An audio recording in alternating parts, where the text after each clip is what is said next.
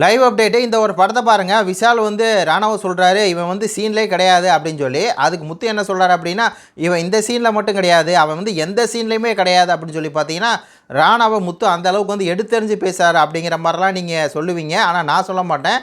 அது வந்து அப்படி தான் வந்து நீங்கள் நினச்சிக்கிட்டு வந்து பார்த்தீங்கன்னா, ராணாவை வந்து இந்த மாதிரி முத்துக்குமரன் வந்து அந்த மாதிரி வந்து ஒதுக்குறாரு, விஷால் வந்து ஒதுக்குறாரு, அந்த வீட்டில் இருக்க எல்லோரும் சேர்ந்து ராணாவை வந்து ஒதுக்குறாங்க, சௌந்தர்யா வந்து திட்டுறாங்க அப்படி சொல்லி நீங்கள் பேசினா பேசிட்டு போங்க.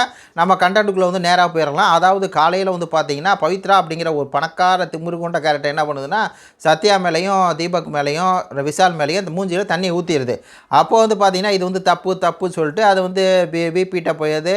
அதுக்கப்புறம் வந்து ஹெட் மாஸ்டர் அந்த பிரின்சிபால்கிட்ட வந்து போகுது, இந்த மாதிரி பனிஷ்மெண்ட் கொடுக்கணும் அப்படிங்கிற அந்த கான்வர்சேஷன் வந்து போகுது. அதுக்கு உண்டான ஃபோட்டோ தான் இது. இதில் வந்து பாதிக்கப்பட்ட தீபக், விஷால், சத்யா கேட்டு இருக்காங்க. இதில் பாதிக்கப்படாத ஒரு ஆள் வந்து நின்றுக்கிட்டு ரணா வந்து நின்றுக்கிட்டு இந்த மாதிரி நான் உனக்கு சப்போர்ட் பண்ணுறேன் அப்படின்னு சொல்லி அருணை வந்து சொல்ல, உடனே விஷால் என்ன சொல்கிறாப்புல அப்படின்னா, டே பாதிக்கப்பட்டவரே நாங்கள் தான், நீ எதுக்குடா தேவையில்லாமல் இந்த சீனில் வர்ற அப்படின்னு சொல்லி சொல்லிகிட்டு இருக்காப்புல. உடனே அருண் சொல்கிறாப்புல, ஏன்டா நேற்றே உன்னை சொன்னேன், உன் சீனில் மட்டும் உள்ளவா, எல்லா சீன்லேயும் உள்ளே வராத, டீமாக விளாடும் போது நீ தனியாக விளாடாத அப்படின்னு சொல்லி சொன்னான். அப்படிங்கும்போது தான் முத்து வந்து இந்த மாதிரி சொல்கிறாரு, வந்து இவன் இந்த சீனில் மட்டும் இல்லை எந்த சீன்லேயும் கிடையாது அப்படின்னு சொல்லி. இன்னொரு பக்கம் வந்து பார்த்தீங்கன்னா, சௌந்தர்யா பல சேட்டைகளை வந்து பண்ணியிருக்காங்க.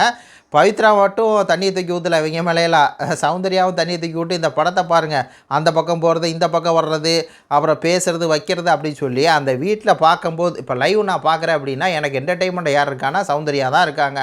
அவங்க தான் என்டர்டெயின்மெண்ட் பண்ணிக்கிட்டு இருக்காங்க. ஆனால் அந்த ரணவும் வந்து பார்த்திங்கன்னா அது என்டர்டெயின்மெண்ட்டாக தெரியல, அது வாண்டடாக மூக்கை நுழைச்சி அப்படி ஒரு வேலை பார்ப்பாங்கள்ல அந்த மாதிரி தான் பார்க்குறாங்க. நீங்கள் சப்போர்ட் பண்ணுற அளவுக்கு ராணவுட்ட எந்த இல்லை அப்படிங்கிறது தான் என்னுடைய கருத்து. உங்கள் கருத்துக்களை சொல்லுங்கள். நன்றி, வணக்கம்.